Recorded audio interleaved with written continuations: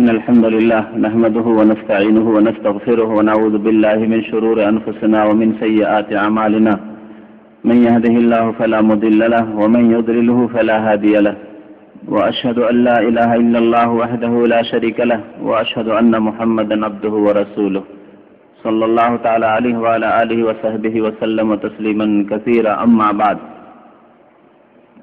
فأعوذ بالله من الشيطان الرجيم بسم الله الرحمن الرحيم إن الله لا يغفر أن يشرك به ويغفر ما دون ذلك لمن يشاء মহান আল্লাহর সমস্ত প্রশংসা, যে আল্লাহর জন্য সমস্ত প্রকারের ইবাদত,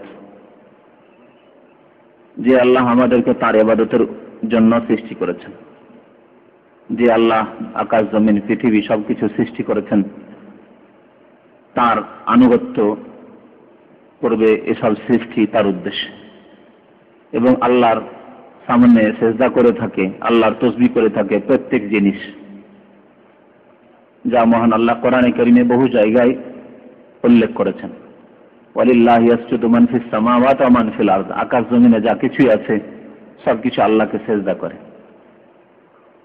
আল্লাহর তাসবিহ করে। ইউসাব্বিহু লিল্লাহি মা ফিস সামাওয়াতি ওয়া মা ফিল আরদ, বেশ কয়েকটি সূরা আছে ইউসাব্বিহু দিয়ে অথবা সাব্বাহা দিয়ে শুরু, সাব্বাহা লিল্লাহি মা ফিস সামাওয়াতি ওয়া মা ফিল আরদ, আকাশ জমিনে যা কিছু আছে আল্লাহকে, আল্লাহর তাসবিহ পাঠ করে, আল্লাহর গুণগান বয়ান করে, আল্লাহর পবিত্রতা ঘোষণা করে, আল্লাহর তাসবিহ পাঠ করে থাকে। ওয়া ইন মিন শাইইন ইল্লা ইউসাব্বিহু বিহামদিহি, এমন কিছু নেই যে আল্লাহর তাসবিহ করে না, সবকিছু শামিল এতে, আল্লাহ ছাড়া যা কিছু আছে সব শামিল। ওয়ালাকিন লা তাফকাহুনা তাসবিহাহুম, তবে তোমরা মানুষ তাদের তাসবিহর ধরন নিয়ম কেমন করে তারা আল্লাহর তাসবিহ বয়ান করছে, তার আল্লাহ পবিত্রতা ঘোষণা করছে তা বুঝো না। লা তাফকাহুনা, তোমরা উপলব্ধি করতে পারো না। পাথর আল্লাহর তাসবিহ করছে, আকাশ জমিন ঘর বাড়ি সবকিছু আল্লাহর তাসবিহ করছে, সবাই আল্লাহর তাসবিহ করছে, গাছপালা ইত্যাদি সবকিছু। ওয়ালাকিন লা তাফকাহুনা তাসবিহাহুম, তোমরা তা বুঝো না। তো সবকিছু আল্লাহ রাব্বুল আলামিনের দাসত্ব স্বীকার করে থাকে। আল্লাহ বিশেষ করে মানুষ এবং জিনকে জ্ঞান বিবেক বুদ্ধি দিয়ে এবং ইচ্ছার সাথে, নিয়তের সাথে, সংকল্পের সাথে তার ইবাদত করতে হবে এই আদেশ দান করেছেন এবং শিরক থেকে সতর্ক করেছেন।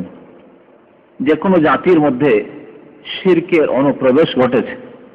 তাওহীদ হচ্ছে আসল, আল্লাহর একত্ববাদ আসল।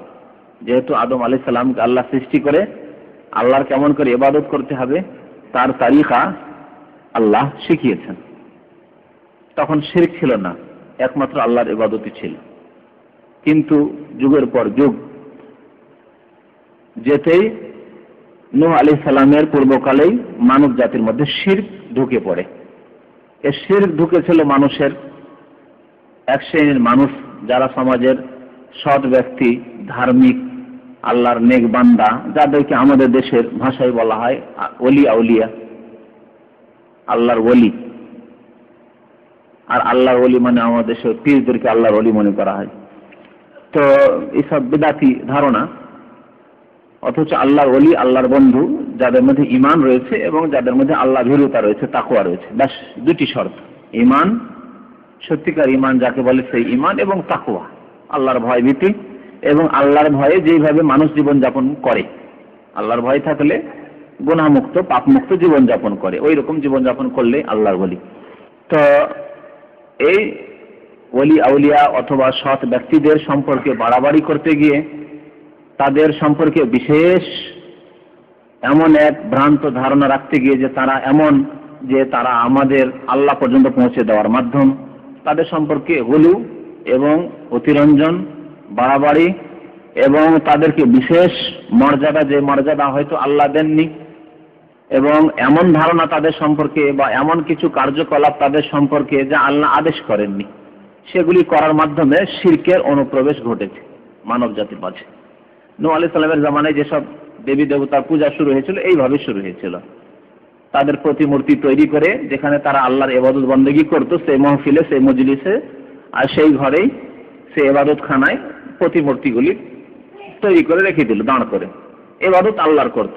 কিছুদিন পরে শয়তান তাদেরকে এমন ভাবে বিভ্রান্ত করলো, বা তাদের ছেলেদেরকে, তাদের সন্তানদেরকে, যারা অজ্ঞ ছিল আল্লাহ সম্পর্কে, আল্লাহর দিন সম্পর্কে সঠিক জ্ঞান রাখতো না, তাওহীদ এবং শিরক সম্পর্কে সজাগ ছিল না, তাদের মধ্যে শিরকের এই ওয়াসওয়াসা ঢুকিয়ে দিল যে না, এদের মাধ্যমে আল্লাহ পর্যন্ত পৌঁছা যাবে, সুতরাং এদেরকে সিজদা করলে আল্লাহকে সিজদা করা হয়, এদেরকে সিজদা করলে আল্লাহকে সিজদা করা হয়।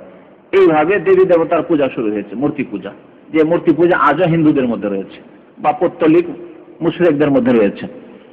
আর এইভাবে মুসলিম জাতির মধ্যে কবর মাজার পূজা ঢুকেছে, যে সম্পর্কে আল্লাহ আদেশ করেননি, আল্লাহ অনুমতি দেননি, যতদূর বাড়াবাড়ি করার অনুমতি নেই ইসলামে, যেই মর্যাদা তাদেরকে আল্লাহ দান করার আদেশ করেনি বরং নিষেধ করেছেন, যে সবগুলি কাজ আল্লাহর জন্যই করা যেতে পারে, আল্লাহ ছাড়া অন্যের জন্য করা যেতে পারে না, এইরকম কাজ করে মানুষ শিরকে লিপ্ত হয়েছে। যেসব কাজের আল্লাহ আদেশ দান করেননি, যেমন নিষেধ করেছেন, যেমন ওলি আউলিয়ার কবর, আমাদের দেশে মানে সৎ লোক যাদেরকে ওলি মনে করা হতো, যাদেরকে পীর মনে করা হতো, যাদের মুরিদ হয়েছে বিদাতপন্থীরা, জাহেল অজ্ঞরা, তাদেরকে বিশেষ জায়গায় কবর দিয়েছে, সাধারণ কবরস্থানে কবর না দিয়ে বিশেষ জায়গায় কবর দিয়েছে, তাদের মসজিদে নিয়ে গিয়ে তাদের দাফন করেছে, যা আল্লাহ এবং রসুলের আদেশ নয় বরং নিষিদ্ধ মসজিদে কবর দেওয়া কাউ। এই একটি নিষেধাজ্ঞা লঙ্ঘন করেছে, আল্লাহর নিষেধ, কিন্তু তা লঙ্ঘন করার কারণে শিরক ঢুকেছে। মসজিদে যখনই কবর দেওয়া হলো তখন পরবর্তীকালে মনে করা হলো নিশ্চয়ই আল্লাহর ওলি, না হলে মসজিদে কেন কবর হবে? হ্যাঁ, কারো বাবার কবর মসজিদে কেন নাই? কবরস্থান তো আছে গ্রামে, মহল্লাতে, শহরে, ঢাকা শহরে সাধারণ কবরস্থানও আছে, আবার বিভিন্ন মসজিদে আবার কবর আছে। তো স্বাভাবিক জাহেল মূর্খ যারা শিরকে লিপ্ত হয়েছে, তাদের এই শয়তান সহজেই ভ্রান্ত ধারণা দিয়েছে যে আল্লাহর ওলি না হলে এই মসজিদে কেন কবর হবে, নিশ্চয়ই আল্লাহর কোনো খাস বান্দা ছিল, ওলি ছিল, যার মাধ্যমে আল্লাহ সন্তুষ্টি হাসিল হতো, তার জন্যই তো মসজিদে তাকে দাফন করা হয়েছে, আমাদের পূর্বপুরুষরা মসজিদে দাফন করেছে। এভাবে শিরক ঢুকেছে।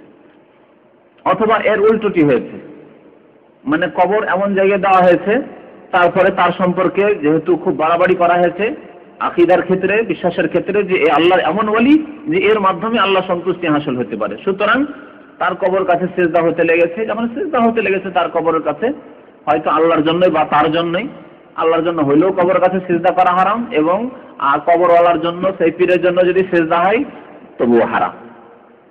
দুই সিজদাই হারাম। শিরক আর একটি শিরকের পথ, এবং সেটা শিরক পর্যন্ত ধীরে ধীরে পৌঁছায়।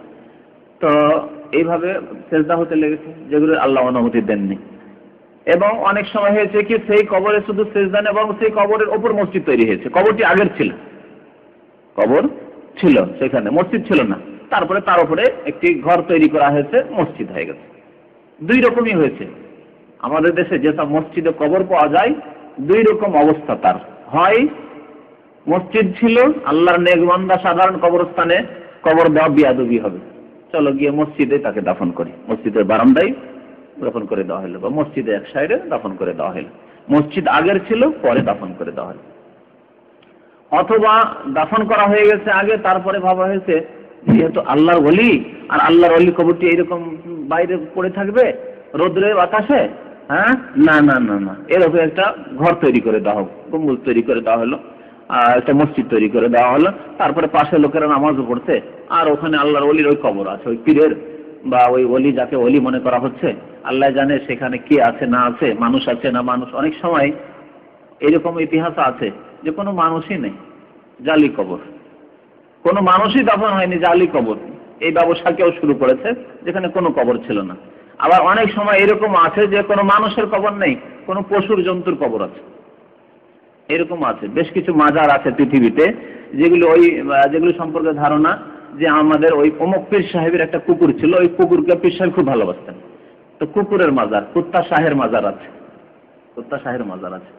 হয়তো পীর সাহেব একটা বিড়ালকে খুব ভালোবাসে, বিড়াল তো পুষতে পারেন, কুকুর পোষা নয় আপত্তিকর, কিন্তু বিড়াল তো পুষতে পারেন। হয়তো পীর সাহেব বিড়ালকে খুব ভালোবাসতো, বিড়াল মারা গেছে, তাহলে বিড়ালের মাজার হয়ে গেছে। হয়তো ওই কবরে কোনো মানুষ নেই, ওলি থাকার দূরের কথা, কোনো মানুষ মুসলমানেরই মানে লাশ নেই, সেখানে কি আছে, বিড়াল পোতা আছে, বিড়াল শাহের মাজার হয়েছে। আর গজার শাহের মাজার তো জানাই আছে আপনাদের, গজারে যে জানাজা পড়ে দাফন কাফন হয়, এবং গজারকে যে আল্লাহর ওলি মনে করা হয়, আর গজার মেরে দিলে আল্লাহর গজব নেমে আসবে, গজার মারলে কেউ যদি গজার উপরে জুলুম করে মেরে দেয়, শাহজালালের ওই মাজারে যে পুকুর আছে না কি হাউস আছে, তো যদি গজার মেরে দেয় তাহলে কি হবে? আল্লাহর গজব চলে আসে। এই শিরকি কুফরি ধারণা তো আছেই। সিলেটের লোকই কেন ডুবলো? বাইরের লোকগুলো যেগুলো এই কাজ করেছে তাদেরকে ডুবানো দরকার ছিল। হ্যাঁ, তা তো ডুবলো না। তো যাই হোক, এই যে শিরকের একটি পথ, সেটি হচ্ছে মসজিদে কবর হওয়া। মসজিদে কবর হওয়া বা কবরের উপরে মসজিদে নির্মাণ, যেটি ভারত উপমহাদেশে, ভারত, পাকিস্তান, বাংলাদেশে অহরহ হাজার হাজার মসজিদ আছে। মসজিদের মধ্যে কবর হয়, কবর আগের তারপর মসজিদ তৈরি করা হয়েছে, আর না হয় মসজিদ আগে তারপরে মসজিদের মধ্যে কবর দেওয়া হয়েছে। এমনকি দিল্লিতে যে মসজিদটি নিজামুদ্দিন, দিল্লি নিজামুদ্দিনের মসজিদ, যে মসজিদটি কবর পূজারীদের না, যারা বলে যে আমরাও শিরকের বিরুদ্ধে বলি, আমাদের দেশে এক শ্রেণীর ভাইরা রয়েছে যারা কিছু তবলিগের কাজ করেন, বলেন আমরা শিরকের বিরোধী, আমরা কবর মাজারের বিরোধী, তাদের মসজিদে দিল্লি নিজামুদ্দিন, যেটা হচ্ছে ঢাকার কাকরাইল মসজিদের মতো। ঢাকার কাকরাইল মসজিদে কি হয়? হ্যাঁ, সারা বিশ্বে যে চিল্লা পাঠানো হয় ওখান থেকে, তাই না, মার্কাজ। তো দিল্লি হচ্ছে প্রথম মার্কাজ, ভারত থেকে তো এই তবলিগ শুরু হয়। তো ভারতের প্রথম মার্কাজ যে এই চিল্লার, সেই চিল্লার মার্কাজের এই মসজিদে 6টি কবর আছে, এই চোখে দেখেছে। মসজিদের বারান্দায় যেখানে নামাজ হচ্ছে, নামাজ হচ্ছে পাশেই কবর, কবর পাশে নিয়ে নামাজ হচ্ছে। তো এইগুলি হচ্ছে শিরকের কারণ। যদি এই ভাইরা বলে যে আমরা শিরক করি না, পাশে কবর, পাশে আমার পাশে নামাজ পড়ছি, এটি হারাম। আগে বলেছি যে কবরকে সেজদা না করলেও হারাম। কবরকে যদি সেজদা নাও করে, কবরস্থানে বা কবর যেখানে আছে সেখানে সেজদা করা, নামাজ পড়া, আল্লাহর জন্য নামাজ পড়াও হারাম। আর এটি হচ্ছে শিরকের পথ। এইভাবে শিরক আরম্ভ হয়েছে। এই জেনারেশন শিরক করলো না, কিন্তু আগামীতে 25-50 বছর পরে এরে আল্লাহর বড় বড় ওলি হয়ে যাবে। এই জন্যই তো তাদেরকে মসজিদে দাফন করা হয়েছে, নাহলে মসজিদে কেন দাফন করা হলো তাদেরকে? আর সাধারণ কবরস্থান ছিল না, সেখানে দাফন করা হইতো। তো কিছুদিন পরে এগুলি শিরকের আড্ডা হবে এবং এই মাজারের সংখ্যা বাড়বে। অনেক মাজার যে আছে যেগুলোর পূজা হচ্ছে আল্লাহকে বাদ দিয়ে, এই মাজারের সংখ্যাগুলিও কিছুদিন পর বাড়বে। এবং তাদের আকীদাতে এটিও আছে, কমপক্ষে সরাসরি সেজদা কবর মাজারকে না করলেও ওই কবরগুলি সম্পর্কে এরকম ধারণা আছে, এই কবর থেকে ফায়েজ আসে। তাদের এগুলি বিদাতি টার্ম, ফায়েজ মানে বরকত ভেসে আসে, বয়ে আসে। বানবন্যাতে যেমন অনেক ভালো জিনিস ভেসে আসে, খারাপও আসে। বানবন্যাতে ভালো জিনিস আসে না, দেখেন কত মাছ খেতে পায় বন্যার নামে। তখন যখন বন্যা কম হয় তখন মাছ কত আসে। কোন কোন দেশে মাছ ছিল, সব মাছ ওই বন্যাতে চলে এসেছে। কোথায় নেপাল থেকে বাংলাদেশে যেমন বন্যার পানি ঢুকলো, তার সাথে মাছও ঢুকছে না। তো এরা এই কবর মাজার থেকে ফায়েজ আসে, বরকত আসে, এই আকীদা বিশ্বাসী, আকীদা রাখে। তো এ সম্পর্কে বেশ কিছু হাদিস রয়েছে নবী করিম সাল্লাল্লাহু আলাইহি ওয়াসাল্লামের, অনেকগুলি হাদিস রয়েছে। আজকে কোরআনের তাফসীর না করে এই হাদিসগুলির ব্যাখ্যা করব, যে হাদিসগুলি সম্পর্কে অনেকেই ধারণা রাখে না যে মসজিদে কবর দেওয়া হারাম। একবারে মসজিদে কবর দেওয়া একবারে লানত, অভিশাপের কাজ, আল্লাহর লানত হয়, মানে আল্লাহর রহমত থেকে বঞ্চিত। যে মসজিদে কবর দেবে বা মসজিদে কবর রয়েছে এর উপর সন্তুষ্ট থাকবে, সন্তুষ্ট। হয়তো সে কবর দেয়নি, তার বাপদাদা পূর্বপুরুষ দিয়েছে, তার ওলামা হুজুররা দিয়েছে। যেমন এই কবরগুলির কথা বলছি, দিল্লি নিজামুদ্দিনে যে ভাইরা চিল্লা দিচ্ছেন, তারা সন্তুষ্ট। তারা কবর দেননি এই মসজিদে, কিন্তু তারা সন্তুষ্ট, ঠিকই আছে, আমাদের ওলামায়ে কেরাম আল্লাহর নেক বান্দার আছেন, তাদের মসজিদে কবর আছে, সন্তুষ্ট। এদের উপরে যে আল্লাহর লানত আছে, আল্লাহর অভিশাপ আছে, আল্লাহর গজব আছে, এ সম্পর্কে কি জানেন? নবী করিম সাল্লাল্লাহু আলাইহি ওয়াসাল্লামের ভাষায় আল্লাহ রাসূল সাল্লাল্লাহু আলাইহি ওয়াসাল্লাম সতর্ক করেছেন উম্মতকে যে এগুলো হচ্ছে শিরকের কারণ। সুতরাং যারা মসজিদে কবর দেবে অথবা কবরকে মসজিদে নির্মাণ করবে অথবা এসব শিরকি কার্যকলাপের উপর সন্তুষ্টি প্রকাশ করবে, এগুলোর উপর সম্মতি দান করবে, এগুলোকে সাব্যস্ত রাখবে, এগুলো থাক এই আকাঙ্ক্ষা করবে, এগুলোকে ভেঙে ফেলবে না, তাদের উপর আল্লাহর লানত, আল্লাহর গজব রয়েছে।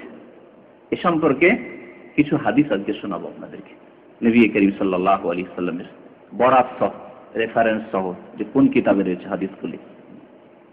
বুখারী এবং মুসলিমে হাদিস রয়েছে। হযরত আবু হুরায়রা রাদিয়াল্লাহু তাআলা আনহু বর্ণনা করছেন, আন্না রাসূলুল্লাহ সাল্লাল্লাহু আলাইহি ওয়াসাল্লাম قال, তিনি নবী মুহাম্মদ রাসূলুল্লাহ সাল্লাল্লাহু আলাইহি ওয়াসাল্লাম ইরশাদ করেছেন, কাতালাল্লাহুল ইয়াহুদ, ইহুদিদেরকে আল্লাহ ধ্বংস করেন। কাতালা মানে হত্যা করা, ধ্বংস করা। তো হত্যা করা শব্দ আরবরা ব্যবহার করতেন কাউকে বদদুয়া দেওয়ার জন্য, অভিশাপ দেওয়ার জন্য। কাতালা মানে আল্লাহ তাদেরকে হালাক করেন, ধ্বংস করেন। কাতালাল্লাহুল ইহুদ নবী করিম সাল্লাল্লাহু আলাইহি ওয়াসাল্লাম বলছেন। অথচ নবী করিম সাল্লাল্লাহু আলাইহি ওয়াসাল্লাম রাহমাতুল লিল আলামিন, বিশ্বজাহানের জন্য করুণা হওয়া সত্ত্বেও যে করুণার হকদার নয়, বরং লানত আর গজব আর ধ্বংসের হকদার। তাদের জন্য কি বলছেন নবী করিম সাল্লাল্লাহু আলাইহি ওয়াসাল্লাম? কাতালাল্লাহুল ইহুদ, আল্লাহ যেন ইহুদিদেরকে ধ্বংস করেন। কারণ কি জন্য? কারণটি নবী সাল্লাল্লাহু আলাইহি ওয়াসাল্লাম বর্ণনা করেন, ইত্তাখাযু কুবুরা আমবিয়াইহিম মাসাজিদা। তারা নিজের নবীদের, যেহেতু বনি ইসরাইলদের ইহুদিদের মধ্যে অনেক নবী এসেছেন, এক নবী না, অনেক নবী এসেছেন, নবী রাসূল বনি ইসরাইলদের মধ্যে অনেক এসেছেন। তো এই নবীরা ইন্তেকাল করতে নবীদের কবরগুলিকে তারা কি করে নিত? মসজিদ বানিয়ে নিত, মানে সেজদার স্থান বানিয়ে নিত।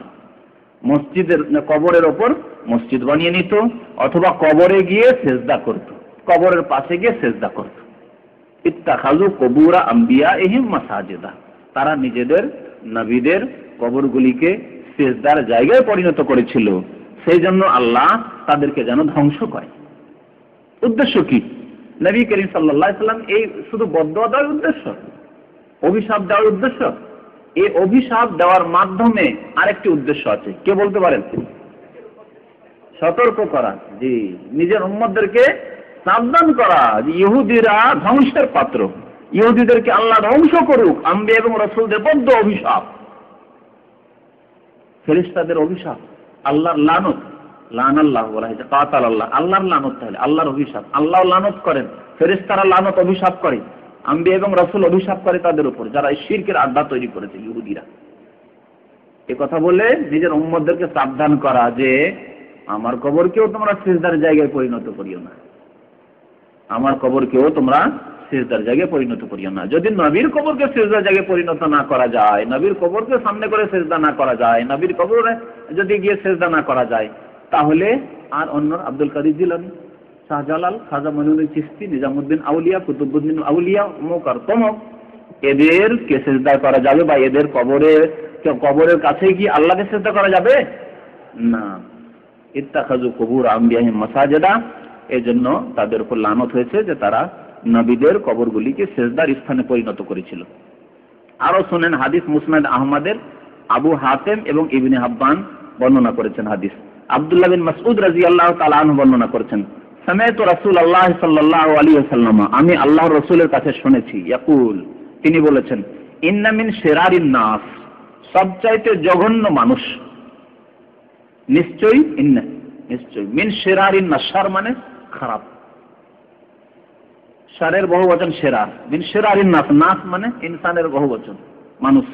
সবচাইতে জঘন্য মানুষ, নিকৃষ্ট মানুষ কারা? মানতুদরিকুহুমুস সাআতু ওয়া হুম আহইয়া, দুই শ্রেণীর মানুষ। দুই শ্রেণীর মানুষকে নবী করিম সাল্লাল্লাহু আলাইহি ওয়াসাল্লাম বলেছেন এরা সবচাইতে নিকৃষ্ট মানুষ। সবচাইতে নিকৃষ্ট মানুষ দুই শ্রেণীর মানুষ। এক হচ্ছে মানতুদরিকুহুমুস সাআতু ওয়া হুম আহইয়াউন, কিয়ামত যেই দিন অনুষ্ঠিত হবে, পৃথিবী যেই দিন ধ্বংস হবে, সেই দিন যারা জীবিত অবস্থায় থাকবে, সেটা যাদের যুগ হবে, যেই যুগে তাদের উপর কিয়ামত কায়েম হচ্ছে, জেনে নিতে হবে যে ওরা ভালো মানুষ নয়, সবচেয়ে নিকৃষ্ট মানুষ, সবচেয়ে নিকৃষ্ট মানুষ। খারাপ মানুষরা থেকে যাবে, কাফের, বিধর্মী, সমাজের সবচেয়ে নোংরা নিকৃষ্ট লোকেরা থাকবে এবং মুমিনরা কেউ থাকবে না। এ সম্পর্কে একটু বিস্তারিত আলোচনার প্রয়োজন আছে, না হলে বোঝা যাবে না ব্যাপারটা কি। তাহলে সেই যুগে কি একটিও লোক আল্লাহ আল্লাহ করে থাকবে না? হ্যাঁ, থাকবে না। কেমন কি হবে তাহলে? তার পূর্বকালে তো ঈসা আলাইহিস সালাম আসবেন, ইমাম মাহদী আসবেন এবং ইসলামিক রাষ্ট্র সারা বিশ্বে কায়েম হবে, ঘরে ঘরে ইসলাম পৌঁছিবে। এগুলো হচ্ছে কিয়ামতের লক্ষণ। তাহলে হঠাৎ করে আবার কেমন হয়ে যাবে যে একটিও লোক আল্লাহওয়ালা থাকবে না, সব নিকৃষ্ট লোকেরা থাকবে, আর কিয়ামত কায়েম হবে কেমন করে? বিস্তারিত আলোচনাকে খুব সংক্ষেপে বলছি, যেহেতু এটি বিষয়বস্তু আজকের না। সেটা এইভাবে হবে যে হাদিস আছে যে একটি সুন্দর বাতাস বয়ে যাবে, মুমিনরা রয়েছেন, সুন্দর বাতাস বয়ে যাবে, আর কিছু কাফের আছে, বিধর্মী আছে, ফাসিক আছে, পাপিষ্ট আছে, যারা মুমিন, এই সুন্দর একটি বাতাস, খুব আরামদায়ক বাতাস আসবে, সেই বাতাসে তাদের রূহগুলি কবজ হয়ে যাবে, সব ইন্তেকাল করবে। একজনও ভালো মানুষ মুমিন বেঁচে থাকবে না। এটা কিয়ামত কায়েম হওয়ার পূর্বখানে। তাহলে সমস্ত মারা গেল মুমিন, কোনো মুমিন নেই আর। বাকি থাকবে কে? কাফির, পাপিষ্ঠ, বিধর্মী, বেনামাজি, দুষ্ট দুরাচাররা, মিন শিরারিন নাস, যাদেরকে বলা হয়েছে সবচাইতে যারা নিকৃষ্ট এবং জঘন্য পাপিষ্ঠ লোক তারা। তখন কিয়ামত কায়েম হবে, তখন সিংহায় ফুৎকার হবে ইসরাফিল আলাইহিস সালামের। এই জন্য আরেকটি হাদিসে বলা হয়েছে লা তাকুমুস সাআতু, অতদিন পর্যন্ত কিয়ামত কায়েম হবে না যতদিন পর্যন্ত বলা হবে আল্লাহ আল্লাহ, মানে আল্লাহর নাম নেনেওয়ালা ব্যক্তি, আল্লাহর নাম উচ্চারণকারী ব্যক্তি যতক্ষণ পৃথিবীতে বেঁচে থাকবে ততক্ষণ কিয়ামত কায়েম হবে না। আল্লাহকে স্মরণ করবে, নামাজ কায়েম করবে, এইরকম লোক যতক্ষণ আছে কিয়ামত কায়েম হবে না। কিভাবে আছে? হঠাৎ করে কি একেবারে শেষ হয়ে যাবে নামাজিরা? হঠাৎ করে কি মুসলিম শেষ হয়ে যাবে যারা নামাজ কায়েম করে? না, কি হবে? ওইভাবে সমস্ত রূহ কবজ হয়ে গেছে মুমিন মুসলিমদের, নামাজিদের। এখন কাফের, বিধর্মী আর আল্লাহদ্রোহী এরাই থেকে যাবে, আল্লাহর নাম নেওয়ার কেউ থাকবে না। তখন সিংহায় ফুৎকার হবে। ওয়ানফিখা ফিস সূর, আল্লাহ কোরআনে বলছেন সূরা জুমরে, ফাসাইকা মান ফিস সামাওয়াতি ওয়া মান ফিল আরদি ইল্লা মান শাআল্লাহ, সবকিছুই হুঁশ হারা হয়ে যাবে। আকাশ জমিনে যে কেউ রয়েছে, ফাসাইকা মান ফিস সামাওয়াতি ওয়া মান ফিল আরদি, জমিনে যারা রয়েছে, আকাশে রয়েছে, জিন হোক মানুষ হোক, ইল্লা মান শাআল্লাহ, যার সম্পর্কে আল্লাহ চাইবেন সে ছাড়া সবাই হুঁশ হারা হয়ে যাবে, জ্ঞান হারিয়ে ফেলবে, মারা যাবে। হুঁশ হারা হওয়ার পরই মারা যায় মানুষ, মারা যাবে। সুম্মা নুফিখা ফিহি উখরা, হালাক হয়ে গেল, পৃথিবী ধ্বংস। দ্বিতীয়বার সিংহায় ফুৎকার দেওয়া হবে ইসরাফিল আলাইহিস সালামের পক্ষ থেকে আল্লাহর আদেশে, ফাইজাহুম কিয়ামুন ইয়ানজুরুন, তখন সবাই দাঁড়াবে, যারা কবর রয়েছে কবর থেকে দাঁড়াবে, যারা মুমিনরা ওই যে মারা গেছে তাদের জানাজা বা লোক কোথায়, সব একসাথে, ওই যে বাতাস, সুন্দর বাতাস বইছে, তার সাথে মারা গেছে, সব উঠে উঠে দাঁড়াচ্ছে, এখন তাদের রুহ দিয়ে দেওয়া হয়েছে। এই কাফের যারা বিধর্মী তারাও দাঁড়ায়, ফাইজাহুম কিয়ামুন ইয়ানজুরুন, তাকাবে এদিক সেদিকে, হলো কি, কোথায় যেতে হবে? যেমন ঘুম থেকে, যদি গাঢ় ঘুম থাকে আর হঠাৎ করে কোনো আওয়াজে যদি চমকে উঠেন, হঠাৎ করে বিকট কোনো আওয়াজ হয়েছে রাতে, আর খুব আপনি মানে অঘরে ঘুমাচ্ছিলেন, সেই সময় যদি আপনি জেগে যান, তখন হতভম্ব হয়ে দেখবেন হলো কি, কি হয়েছে, কি হয়েছে, কোন সময়, সকাল না বিকাল? অনেক সময় এরকম হয়, ঘুম থেকে উঠে কিরকম মনে হয়, হয়তো আপনি বিকালে ঘুমিয়েছেন, মনে হচ্ছে যে সকাল হচ্ছে, ফজর ছুটে গেল নাকি, হ্যাঁ, অথবা রাত্রে শুয়ে আছেন, ভোর হতে যাচ্ছে, মনে করছেন যে কি আসন নাকি, মনে হয় না? আপনাদের মনে হয় না এরকম? আমার তো অনেক সময় এরকম মনে হয়, খুব বেশি ঘুম থাকলে ওটা চিন্তা করি যেটা আসরের সময় না ফজরের সময়, এরকম মনে হয়। জি, হতভম্ব হয়ে মানুষ চিন্তা করে, ফাইজাহুম কিয়ামুন ইয়ানজুরুন, তাকাবে, কি করতে হবে, কি হলো, হয়েছে কি, দেখবে না লোক তো ছুটছে, যেদিকে ছুটছে সেদিকে ছুটতে হবে, তো কিয়ামত কায়েম হয়ে গেছে। তো কিয়ামত কায়েম হবে যাদের উপর, মানতুদরিকুমুস সাআ বলা হয় কিয়ামতকে, কিয়ামত যাদেরকে পেয়ে নেবে, ওয়াহুম আহিয়াউন, জীবন্ত অবস্থায়, মানে ওই কাফের, বিধর্মী, পাপিষ্ঠ, গুনাহগার, বেনামাজি, শুধু আল্লাহর নাম জীবনে নেই না, এরা হচ্ছে সবচাইতে নোংরা লোক, এক শ্রেণীর মানুষ। দ্বিতীয় শ্রেণীর মানুষ তারা ওয়ামান ইয়াত্তাখিযুল কুবুরা মাসাজিদা, আর যারা কবরকে সিজদার স্থানে মসজিদে পরিণত করেছে, কবরের ওপর মসজিদ তৈরি করেছে, বা কবরে গিয়ে সিজদা করেছে, মসজিদে না থাক পীরের মাজার চাদর চড়ানো রয়েছে, পাকা কবর রয়েছে, গিয়ে সিজদা করে, সেখানে ওরসের মেলা লাগায়, সেটাও তার শামিল। অথবা মসজিদ, কবরের ওপর মসজিদ না তৈরি করে মসজিদে গিয়ে দাফন করেছে, আল্লাহর নেক বান্দা মনে করে আমাদের গ্রামের ভালো একজন আলেম, যাহাকে কেউ কবরস্থানে না দাফন করে যায়, মসজিদেই দাফন করি, এইরকম কাজ যারা করে এরা হলো কি শিরারিন নাস, নিকৃষ্টতম লোকেরা আল্লাহর নিকটে। ওমান ইয়াত্তাখিযুল কুবুরা মাসাজিদা। মুসনাদ আহমদ হাদিসটি 3 জায়গায় রয়েছে, আবু হাতিমে রয়েছে, ইবনে হিব্বানে রয়েছে। হযরত আব্দুল্লাহ বিন আব্বাস রাদিয়াল্লাহু তাআলা আনহু তৃতীয় হাদিস বর্ণনা করেছেন এই সম্পর্কে, লানা রাসূলুল্লাহ সাল্লাল্লাহু আলাইহি ওয়াসাল্লাম যুওয়ারাতিল কুবুর, রাসূলুল্লাহ সাল্লাল্লাহু আলাইহি ওয়াসাল্লাম লানত করেছেন। লানত মানে জানেন? লানত মানে কি? অভিশাপ, আল্লাহর রহমত থেকে বঞ্চিত করা। রাসূলুল্লাহ সাল্লাল্লাহু আলাইহি ওয়াসাল্লাম লানত করেছেন মানে আল্লাহর রাসূল আল্লাহর রহমত থেকে বঞ্চিত হোক ওই লোকেরা, এই অভিশাপ দিয়েছেন, বদদুয়া দিয়েছেন। আল্লাহর লানত মানে আল্লাহর রহমত থেকে দূরে হওয়ার কথা ঘোষণা করেছেন, যে এরা আমার রহমত থেকে বঞ্চিত, এই ঘোষণা করেছেন। ফেরেশতাদের লানত মানে ফেরেশতারা তাদের জন্য বদদুয়া করে যে আল্লাহর রহমত থেকে বঞ্চিত হোক।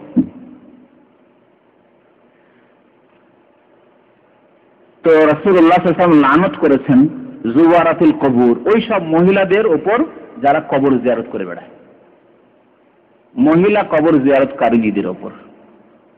এই জন্য মহিলাদের জন্য কবর জিয়ারত করা সম্পর্কে দুটি মত আছে।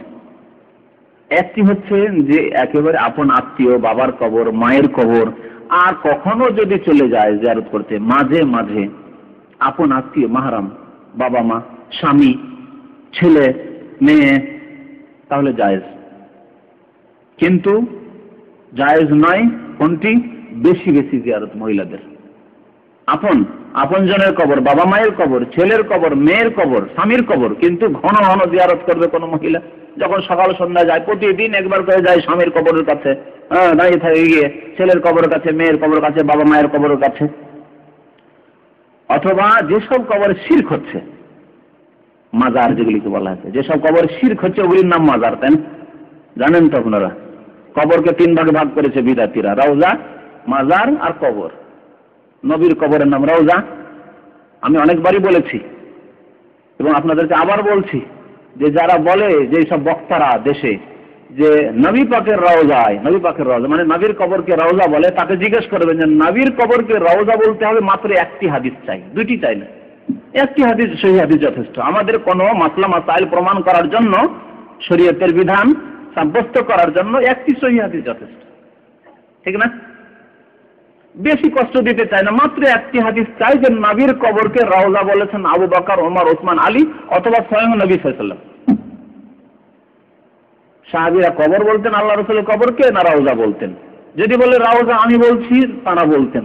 একটি হাদিস মাত্র চাই, বেশি চাই না। কিয়ামত পর্যন্ত তাকে সময় দিয়ে দিবেন, যে কিয়ামত পর্যন্ত সময় থাকলো, যেদিন একটা হাদিস পাবেন সহিহ হাদিসের কোন কিতাবে, সহিহ হাদিস পাঠিয়ে দেবেন। শুকরিয়া। আর যদি না থাকে তো তওবা করুন। কবর, কবরের নাম কবর। আর মাজার, পীরের কবর হলে মাজার, শাহজালালের মাজার, আতরসির মাজার, ফুরফুরার মাজার, জনপুরীদের মাজার, খাজা মঈনুদ্দিন চিশতির মাজার, বড় পীরের মাজার, বাগদাদ শরীফ, আজমির শরীফ, শাহজালাল শরীফ। এই যে শরীফ আর মাজার, এই মাজার মানে আল্লাহর নেক বান্দা, ওলি আউলিয়া, ধরে নিলাম আল্লাহর নেক বান্দা, তারা ধরে নিলাম আল্লাহর নেক বান্দা, আর আশা করি হোক তারা আল্লাহর নেক বান্দা, তারা যেন শিরকে সাব্যস্ত না করে গিয়ে থাকেন, তারা যেন এই মুসিবতে না পড়ে, তাদেরকে টেনে নিয়ে জাহান্নামে দিতে হয়, আশা করছি। কেন যে তারা জান্নাতে গেলে তো আরো ভালো কথা, ক্ষতি আছে কি? বরং লাভ আছে, তাদের জন্য দোয়া করবো যদি তারা শিরক না করে মারা যান। তাহলে তো কথা হচ্ছে যে তারা আল্লাহর নেক বান্দা, ধরে নিলাম ইনশাআল্লাহ আল্লাহর নেক বান্দা আশা করি, যেহেতু তাদের যুগ জামানা পাইনি যে তারা কি ছিলেন। ভালোই ধারণা রাখবো যে তারা মুসলিম, এবং মুসলিম আলেম ওলামা যখন ছিলেন তখন তারা আল্লাহর নেক বান্দাই ছিলেন। কিন্তু আল্লাহর নেক বান্দা হলো তাদেরকে তাদের ইবাদত বন্দেগী করতে বলা হয়নি, তাদের কবরকে পাকাপোক্তা করতে বলা হয়নি, তাদের কবরে মেলা লাগাতে বলা হয়নি, বরং নিষেধ করা হয়েছে। তাদের কবরকে সিজদার স্থান বানাতে বলা হয়নি, তাদের কবরে চাদর চড়াতে বলা হয়নি। তো যাই হোক, এই আল্লাহর নেক বান্দাদের কবরকে মাজার বলতে হবে, এর জন্য মাত্র কয়টি দলিল চাই? একটি দলিল চাই, হাদিস। চোখ রাঙানো, ওটাকে আমাদের ভাষাটা আমরা বলি যে 5 নম্বরের দলিল। 5 নম্বর দলিল বুঝেন? ইসলামের উৎস হচ্ছে 4টি। ইসলাম নিতে হবে 4টি জিনিসের মাধ্যমে। প্রথম হচ্ছে কিতাবুল্লাহ, আল্লাহর কিতাব কোরআনে কারীম। দ্বিতীয় হচ্ছে সুন্নাতে রাসূলুল্লাহ, রাসূলুল্লাহ সাল্লাল্লাহু আলাইহি হাদিস। তৃতীয় হচ্ছে ইজমায়ে উম্মত, উম্মতের ঐক্যমত, মানে সারা বিশ্বের মুসলিমদের ওলামারা ঐক্যমত করেছেন, কোনো ইখতিলাফ নেই। যেমন 5 ওয়াক্ত নামাজ ফরজ, এতে সারা বিশ্বের মুসলিম উম্মতের কোনো ইখতিলাফ আছে? তো এই হল ইজমাকে বলা হয়। ইজমার, এবার ইজমার দোহাই দিয়ে অনেকগুলি বিদাতি কাজ কারবার আমাদের দেশের লোকেরা চালাতে চায়। যেমন মনে করেন মযহাব মানা ফরজ, একটা উদাহরণ দিয়ে বললাম। যারা বলে মযহাব মানা ফরজ, দলিল 400 বছর ধরে ছিল না রে ভাই, তাহলে ইজমা হয়েছে। কোরআনে উত্তর নেই, হাদিসে নেই, হচ্ছে কোরআন হাদিসে নেই, কিন্তু ইজমা হয়েছে। ইজমা মানে ঐক্যমত।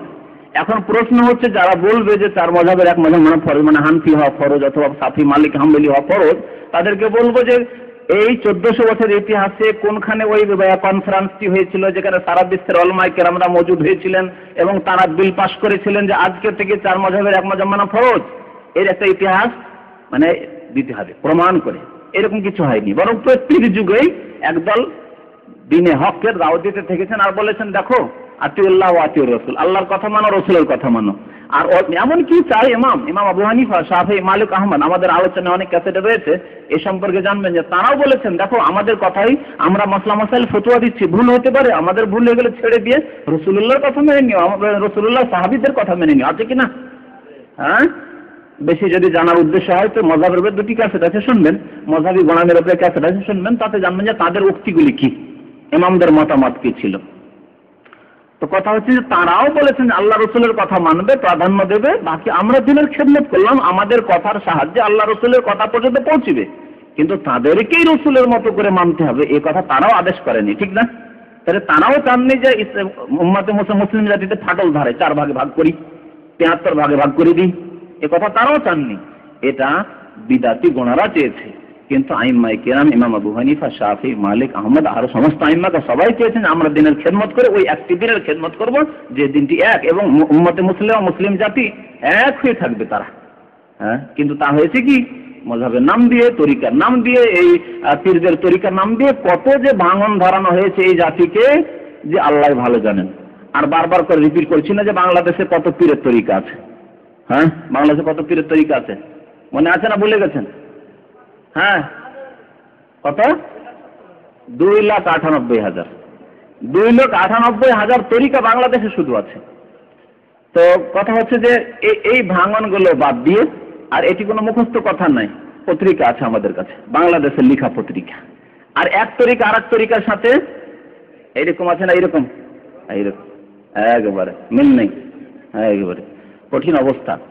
কুল্লু হিজবিন বিমা লাদাইহিম ফারিহুন, সবাই নিজের নিজের দল নিয়ে খুশি। কোরআনে আল্লাহ বলেছেন বাতিলপন্থীদের কথা যে বাতিলপন্থীরা কেমন, কুল্লু হিজবিন বিমা লাদাইহিম ফারিহুন, সবাই নিজের দল বলকে নিয়ে খুশি, মজাই আমোদ ফুর্তি করছে। তো কি বলতে গিয়ে এতদূর পৌঁছিলাম? হ্যাঁ, 5 নম্বর এজমা ঐক্যমত। তো ঐক্যমত যেসব মাসলার ব্যাপারে হয়েছে, যেমন রমজান মাসে রোজা ফরজ, এজমা আছে না নেই? কোরআনে আছে, হাদিস আছে, এজমাও আছে। এগুলো এজমা মানে যেগুলোর ব্যাপারে কোনো দ্বিমত নেই, এটাকে ইজমা বলা। এটা হচ্ছে তৃতীয় উৎস ইসলামে। আর চতুর্থ হচ্ছে কিয়াস। কিয়াস মানে এমন একটা নতুন সমস্যা আসলো, খুব সহজে বুঝে আপনাকে কিয়াসের উপর বড় বড় কিতাব লেখা হয়তো মনে করে, একটা নতুন সমস্যা আসলো। আর এই সমস্যার জন্য স্পষ্ট কোরআন হাদিসের দলিল পাওয়া যাচ্ছে না, তবে ওই রকমেরই একটা মাসলা রয়েছে কোরআন হাদিসে প্রমাণিত। আর ওটাকে কি করবেন আপনি, যে মাসলাটা এখন নতুন আজকাল উঠেছে, এই মাসলাকে ওই মাসলার সাথে তুলনা করে ওই হুকুম ওই বিধানটাকে এখানে ফিট করা, এর নাম হচ্ছে কিয়াস। যেমন কোরআনে আল্লাহ কি বলেছেন, একটা উদাহরণ দিয়ে বুঝাই। হরমাত আলাইকুম মাইতাতু ওয়াদ-দামু ওয়া লাহমুল খিনজির, তোমাদের জন্য রক্তকে হারাম করা হয়েছে। ওয়াল মাইতাতু, মৃত জীবজন্তুকে হারাম করা হয়েছে। গরু হালাল, খাসি হালাল, কিন্তু যদি মরে যায় হারাম। মাইতা মুরগি হালাল, কিন্তু মুরগি মরে যাওয়ার পরে যদি জবাই করেন, বাদ বিনা জবাই করে খান হবে হারাম। ওয়াল লাহমুল খিনজির, আর শুয়োরের গোশত হারাম করেছে। আল্লাহ কি বলছেন? শুয়োরের গোশত হারাম। তাহলে শুয়োরের গোশত হারাম এর দলিল কোরআনে আছে। কেউ যদি বলে আমি শুয়োরের চর্বি খাবো, আমি খাওয়া যাবে না শুয়োরের চর্বি, ও যে আপনি যদি বলেন না খাওয়া যাবে না শুয়োরের চর্বি হারাম, সে বলবে যে কোরআনে আল্লাহ বলছেন লাহমুল খিনজির, লাহম মানে গোশত, শুয়োরের গোশত আল্লাহ হারাম করেছেন, চর্বি কোথায় হারাম? হ্যাঁ, চর্বি তো হারাম কোথাও নেই। তখন কি বলবেন? তখন বলছে কিয়াস, গোশতের ওপর চর্বির কিয়াস, গোশতের ওপর চর্বির কিয়াস। আরো উদাহরণ নেবেন সুদের ক্ষেত্রে, বিশেষ করে ওলামায়ে কেরামরা কিয়াসকে বোঝায় সুদের ক্ষেত্রে। 6টি জিনিসের কথা হাদিস আছে যে ওগুলোতে সুদ আছে। তার মধ্যে একটি লবণ মিলহ, লবণের বদল লবণ যদি দেন, 1 কিলো লবণ দিয়ে 1.5 কিলো দেন, জায়েজ হবে সুদ। তারপরে আছে আপনার বুর, গমের কথা আছে, শাইর, জবের কথা আছে, আর সোনা চাঁদির কথা আছে, খেজুরের কথা আছে, বুঝতে পারছেন, আর জাবিব, কিশমিশের কথা আছে। তাহলে কেউ যদি 1 মণ আম দিয়ে 1.5 মণ আম নেই, কোথাও নেই। ধানের কথা, ধান চাউলের কথা নেই হাদিসে। আর কেউ যদি বলে যে এই শুধু জাহিরিরা এরকমই বলে যে গমে শুধু সুদ আছে, সোনা চাঁদিতে সুদ আছে, আর লবণে সুদ আছে, আর কিশমিশে যেগুলো হাদিস আছে ওগুলোতে সুদ আছে, তাহলে আমেও সুদ নেই, কাঁঠালেও সুদ নেই, এইরকম যা কিছু নেন সুদ নেই। তারপরে আপনার আপেলের কথা হাদিসে নেই, তো আপেল যদি 1 কিলো আপেল দিয়ে 1.5 কিলো কেউ নেই, যে ঠিক আছে তোমাকে আজকে 1 কিলো আপেল দিলাম, তোমার আজকে দরকার, পয়সা নেই তো নিয়ে যাও, কিন্তু কালকে তুমি দেবে 1.5 কিলো আপেল লাগবে। জায়েজ না সুদ? দলিল কিয়াস। বুঝতে পেরেছেন? এর নাম কিয়াস। আর কিয়াস মানে ভাওতাবাজি নেই, যে কিয়াস আর কিয়াস হাদিস থাকতে, সহিহ হাদিস থাকতে কিয়াস চলবে না। হাদিস কোরআন হাদিস বিরোধী কিয়াস নয়। এখন যেগুলো কিয়াস বললাম কোরআন হাদিস বিরোধী নয়, কোরআন হাদিস বিরোধী নয়। কোরআন হাদিস বিরোধী যদি কিয়াস হয় তো এটা হয় শয়তানি কিয়াস, ইবলিসি কিয়াস। ইবলিসি কিয়াস কাকে বলে জানেন? ইবলিসও কিয়াস করেছিল। কি কিয়াস করেছিল? ইবলিসকে যখন বলা হলো সেজদা করো, বলা হয়েছিল না? কাকে সেজদা করতে বলা হয়েছিল? আদমকে। তখন সে কি বলেছিল? যুক্তি পেশ করেছিল, আনা খায়রুম মিনহু, আমি ওর চাইতে উত্তম। কেন? খালাকতানি মিন নার ওয়া খালাকতাহু মিন তিন, আমাকে আগুন দিয়ে সৃষ্টি করেছো আর ওকে মাটি দিয়ে সৃষ্টি করেছো। মাটি নিচের দিকে, মাটি একটা ঢেল ছুড়েন তো, নিচের দিকে আসবে, আর আগুন জ্বালিয়ে দেখেন উপর দিকে যাবে। আমি সবসময় উপরে থেকে কেন সেজদা করবো ওকে?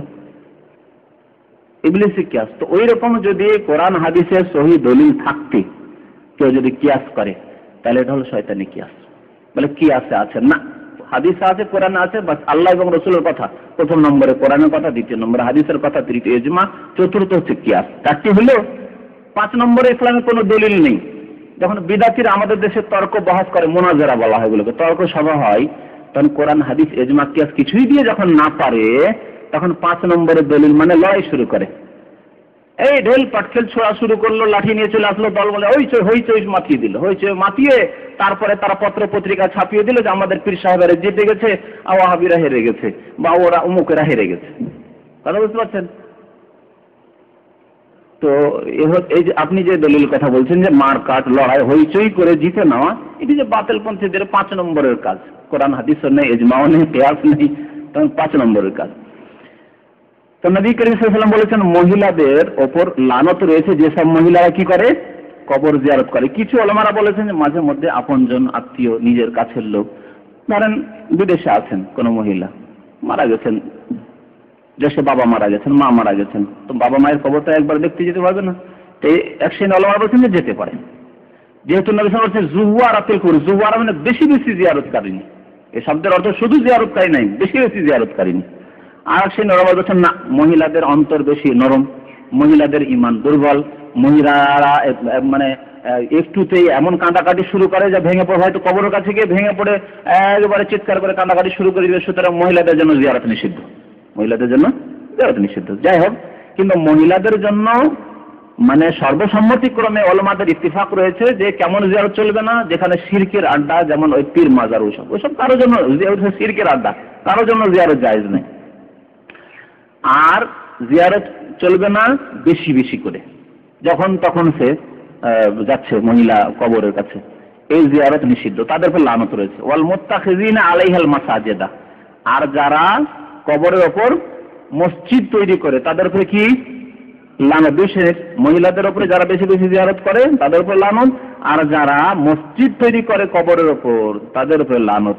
আর তৃতীয় কাদের উপর লানত? ওয়াসসুরুজ, আর যারা আলো বাতি জ্বালায় কবরে, কবরে গিয়ে বাতি জ্বালায়, তাদের ওপর আল্লাহ এবং রাসূলের লানত রয়েছে। বাতি জ্বালায় কোন কবরে বলেন? হ্যাঁ, মাজারে গিয়ে। আর শবে বরাতে বিদাতিরা বাতি জ্বালায় না? জানেন না নাকি? কিছু কিছু এলাকা আছে, বেশ কিছু এলাকায় আছে যে শবে বরাতে যারা হাল্লাপুরি খায়, শবে বরাতে যারা ওই নফল পড়ার মানে ইহতিমাম করে, ওরা করে কি ওই কবরস্থানে, সাধারণ কবরস্থানে, পীরের শুধু নয়, সাধারণ কবরস্থানে বাতি জ্বালিয়ে দিয়ে আসে, আলোকিত করে আসে। ভাগ্য রজনী এই দিনে মৃত ব্যক্তিরা সব গ্রামে আসবে, বাড়িতে আসবে, যে মারা গেছে 1 বছরের মধ্যে সব বাড়িতে নিজের পরিবার পরিজনকে দেখতে শুনতে আসবে, সাক্ষাতে আসবে, পরিদর্শনে আসবে বাড়িঘর। সুতরাং আলো জ্বালিয়ে দেয় রাস্তাঘাটে এবং কবরস্থানে। এদের উপরে আল্লাহ রাসূলের কি আছে? লানত। জানলেন তো? হাদিস মুসনাদ আহমদে রয়েছে, আর রয়েছে আবু দাউদ, তিরমিজি, নাসাই, ইবনে মাজাহ, এগুলোতে রয়েছে। আবু হাতিমে রয়েছে, ইবনে হিব্বানে রয়েছে। মা আয়েশা রাদিয়াল্লাহু তাআলা আনহার আরেকটি হাদিস বুখারীতে রয়েছে, আন্না রাসূলুল্লাহ সাল্লাল্লাহু আলাইহি ওয়াসাল্লাম قال, 4 নম্বর হাদিস, লানাল্লাহু মান ইত্তাখাযু কুবুর আমবিয়াহিম মাসাজিদ, আল্লাহ লানত যারা নবীদের কবরকে সিজদার স্থানে পরিণত করেছে। এর আগে এই বিষয়ে আরেকটি হাদিস উল্লেখিত হয়েছে। অফিস সাহিহাইন বুখারী মুসলিমে রয়েছে, আব্দুল্লাহ বিন উমর রাদিয়াল্লাহু তাআলা আনহুমা বর্ণনা করেছেন, হযরত উমরের ছেলে আব্দুল্লাহ, কালা রাসূলুল্লাহ সাল্লাল্লাহু আলাইহি ওয়াসাল্লাম, আল্লাহ রাসূল বলেন, ইজআলু মিন সালাতিকুম ফি বুয়ুতিকুম, তোমরা তোমাদের নামাজ বাড়িতে পড়বে। তোমাদের নামাজের কিছু অংশ, মিন সালাতিকুম বলা হয়েছে, কিছু অংশ বাড়িতে পড়বে। কিছু অংশ বাড়িতে পড়বে এর অর্থ কি? হ্যাঁ, সুন্নত নামাজগুলি কিছু অংশ বাড়িতে পড়বে, এর অর্থ এই নয় যে মাঝে মাঝে ফরজ নামাজ বাড়িতে পড়বে। যেমন এক শ্রেণীর লোক আমার দেশে, ওদের এই রোগ আছে, নামাজটা পড়ে কিন্তু বাড়িতেই পড়ে না। বাড়িতে নামাজ পড়লে গুনাহগার হইতে হবে। যারা বাড়িতেই পড়ে, জামাত ইচ্ছা করে জামাত ছাড়ে, হ্যাঁ কোনো সময় হয়তো জামাত শেষ হয়ে গেছে, সেটা আলাদা করে। জামাত শেষ হয়ে গেলে আর মসজিদে যাওয়ার কোনো প্রয়োজন করে না। অনেকে মনে করে জামাত শেষ হলে যাই, দ্বিতীয় তৃতীয় জামাত করবো না। জামাত একটি জামাত আসলে যদিও কিছু ফোকাহাদের নিকটে দ্বিতীয় তৃতীয় জামাত জায়েজ আছে, কিন্তু ওই প্রথম জামাতের ফজিলত হাসিল হবে না। সুতরাং যখন জামাত হয়ে গেছে, যখন ঘুমেছিলেন, হয়তো ইচ্ছা করেছিলেন উঠবো, উঠতে পারলেন না, জামাত শেষ হয়ে গেছে, এখন দ্বিতীয় জামাতের জন্য যাওয়ার কোনো প্রয়োজন না, আপনি বাড়িতেও পড়ে নিতে পারেন। আর কেউ ইচ্ছা করলে মসজিদে যেতে পারে, নিষেধ নেই। যাই হোক, তো কথা হচ্ছে যে নবী সাল্লাল্লাহু বলছেন যে তোমাদের ঘরে তোমরা তোমাদের কিছু নামাজ পড়বে, অর্থাৎ সুন্নাত নফল নামাজগুলি, তাহাজ্জুদের নামাজ, সুন্নতের নামাজ, নফল নামাজ ইত্যাদি বাড়িতে পড়বে। ওয়ালা তাত্তাখিযুহা কুবুরা, নিজের বাড়িগুলিকে কবরে পরিণত করিও না। নিজের বাড়িকে কবরে পরিণত করিও না। কি অর্থ? হ্যাঁ, কবরস্থানে নামাজ হয় না, মানে কবরস্থান নামাজ পড়ার জায়গা নয়। ওই রকমই তোমাদের বাড়িগুলিকে কবরস্থানের মতো করে দিও না, যে যেমন কবরস্থানে নামাজ পড়া হারাম বা নামাজ পড়া হয় না, নামাজ পড়ে না মুসলিমরা, ওই রকমই তোমরা বাড়িকেও করে দিও না, বাড়িতে নামাজ পড়বে। ওয়ালা তাত্তাখিযুহা কুবুরা, মানে কবরের মতো বানিয়ে দিও না সে বাড়িগুলিকে। অফি সহিহ মুসলিম 6 নম্বরের হাদিস, মুসলিম শরীফে রয়েছে। আবু মারসাদ রাদিয়াল্লাহু তাআলা আনহু বলছেন, আন্নান নবী সাল্লাল্লাহু আলাইহি ওয়াসাল্লাম কাল, নবী সাল্লাল্লাহু আলাইহি ওয়াসাল্লাম, লা তুসাল্লু ইলাল কুবুর ওয়ালা তাজলিসু আলাইহা। আচ্ছা, এই যে কবর স্থানে নামাজ পড়া, এর অর্থ কি শুধু কবরের উপরে, না কবরকে সামনে করেও? কবরের উপরে নামাজ হবে না, এরকম হাদিস লা তুসাল্লু আলাল কুবুর, আলা মানে উপরে, আলা দিয়েও হাদিস এসছে, আর এলাও এসছে, এলা মানে দিকে। তাহলে কেউ যদি কবরের উপরে নামাজ না পড়ে কিন্তু কবরকে সামনে করে নামাজ পড়ে, তবু নামাজ হবে না। তো নবী করিম সাল্লাল্লাহু আলাইহি ওয়াসাল্লাম এই হাদিসে বলেছেন, লা তুসাল্লু ইলাল কুবুরি, কবরকে সামনে করে নামাজ পড়বে না, কবরকে সামনে করে নামাজ পড়বে না। কোন নামাজ? এই নামাজ ফরজ, সুন্নাত, জানাজা ছাড়া। কারণ জানাজার নামাজ প্রয়োজনে কবর সামনে হতে পারে। বিশেষ করে তাজা কবর সম্পর্কে হাদিস রয়েছে, বুখারী এটা হাদিস রয়েছে যে নবী করিম সাল্লাল্লাহু আলাইহি ওয়াসাল্লাম মসজিদে নববীতে একটি ছোট্ট মেয়ে খিদমত করত, বা একটি মহিলা, ও মসজিদ ঝাড়ু দিত। হঠাৎ করে রাত্রে মারা গেছে, রাত্রে সাহাবায়ে কেরাম দাফন করেছেন, নবী করিম সাল্লাল্লাহু আলাইহি ওয়াসাল্লামকে খবর দেননি। হাদিসটিতে দুটি বর্ণনা আছে, ছেলে অথবা মেয়ে ছিল। তো যাই হোক, রাত্রে দাফন করে দিয়েছে। সকালবেলা নবী করিম সাল্লাল্লাহু আলাইহি ওয়াসাল্লাম জানতে পারলেন যে সে মেয়ে বা মহিলা মারা গেছে, দাফনও করে দিয়েছে সাহাবীরা। নবী সাল্লাল্লাহু আলাইহি ওয়াসাল্লাম বললেন যে কি ব্যাপার, তোমরা দাফন করেছো, হাল্লা আযান তুমুনি, আমাকে জানাওনি কেন? আমিও জানাজায় যেতাম। নবী করিম সাল্লাল্লাহু আলাইহি ওয়াসাল্লাম একজন মসজিদের খাদেমা, তারপরে জানিয়ে যেতাম, কেন তোমরা জানাওনি আমাকে? সাহাবারা বলে, ইয়া রাসূলুল্লাহ, আপনি ঘুমিয়ে পড়েছিলেন এসা পরে, ওয়া কারিহতু আন উকযাকা, আমরা অপছন্দ করলাম যে আপনাকে কষ্ট দেব, জাগাবো ঘুম থেকে, আপনি আবার তাহাজ্জুদে উঠবেন, তো এই জন্য আমরা নিজেরাই দাফন করে দিয়েছি। নবী সাল্লাল্লাহু আলাইহি ওয়াসাল্লাম বলে, দুল্লুনি আলা কবরিহি, বলে দাও কোথায় কবর আছে তা। কবরে গেলেন, তার সাথে কয়েকজন সাহাবায়ে কেরাম গেলেন, নবী সাল্লাল্লাহু আলাইহি ওয়াসাল্লাম জানাজার মতো করে কাতার লাগালেন, জানাজা পড়লেন কবরকে সামনে করে। তাহলে এইরকম তাজা কবরে বিশেষ করে জানাজার নামাজ পড়া যেতে পারে, এর প্রমাণ আছে। যেমন মনে করেন এই মসলার সম্মুখীন আপনি হতে পারেন, আপনার আপন কোনো আত্মীয়, আপনার আব্বা হোক আম্মা হোক আর কেউ হোক, আপনার গ্রামের কোনো ভালো মানুষ মারা গেছেন, কালকে মারা গেছেন, গতকালকে বা 2 দিন আগে 3 দিন আগে মারা গেছেন, আর আপনি তারপরে হঠাৎ করে পৌঁছে গেছেন। এখন আপনার ইচ্ছা জানাজা পড়ো, জানাজা নামাজ তো দোয়া, জানাজা নামাজ দোয়া, তো এই জানাজা নামাজ পড়তে পারবেন না, পারবেন না? এই হাদিসের আলোকে পারবেন, যদিও কিছু ফুকাহারা বলেছেন না পড়ার প্রয়োজন নেই, পড়তে হবে না, একবার জানাজা হয়ে গেছে খাওয়া, কিন্তু না, যখন নবী করিম সাল্লাল্লাহু আলাইহি ওয়াসাল্লাম পড়েছেন তখন আমাদের কাছে সুন্নত মওজুদ রয়েছে, পড়া যাবে। তবে তাজা কবর হইতে হবে, বেশি পুরানো কবর নয়। ওয়ালা তাজলিসু আলাইহা, তাহলে কবরকে সামনে করে নামাজ পড়া যাবে না, ফরজ, সুন্নাত, নফল, মানে জানাজা নামাজ ছাড়া অন্য কোনো নামাজ পড়া যাবে না। ওয়ালা সেজদাওয়ালা, এক কথায় যেহেতু জানাজা নামাজে সেজদা নাই, সেজদাবিহীন সালাত, জানাজার সালাত। আর জানাজা ছাড়া যত নামাজ আছে এগুলি হচ্ছে সেজদা বিশিষ্ট নামাজ। তো সেজদা বিশিষ্ট নামাজ কবরস্থানকে সামনে করে বা কবরকে সামনে করে পড়া যাবে না। ওয়ালা তাজলিসু আলাইহা, এবং তোমরা কবরের উপরে বসবেও না, কবরের উপরে বসবে না। হয়তো কবর এমন হয়েছে, মসজিদে যেমন কবর, তারপরে ওর উপরে বাড়ি বাঁধতে চায়, কবরটাকে যদি ছেড়ে দিচ্ছে তাহলে বাড়ি ঠিক হচ্ছে না, একটুর জন্য বাড়িটা তার ঠিক হচ্ছে না, ঘর হচ্ছে না। আর কবরটার উপরে যদি একটু বাড়িটা করে দেয় তাহলে তার বাড়িটা ঠিক হবে। এখন কি করবেন? চলবে না? চলবে না। আপনার নিজের স্বার্থের জন্য চলবে না। নিজের স্বার্থের জন্য আপনার ঘর না বললে যে ঘর আপনার ঢাকাতে ঘর বানাতে হবে, সিলেটে ঘর বানাতে হবে, চিটাগাঙে আপনার শহরে ঘর বানাতে হবে।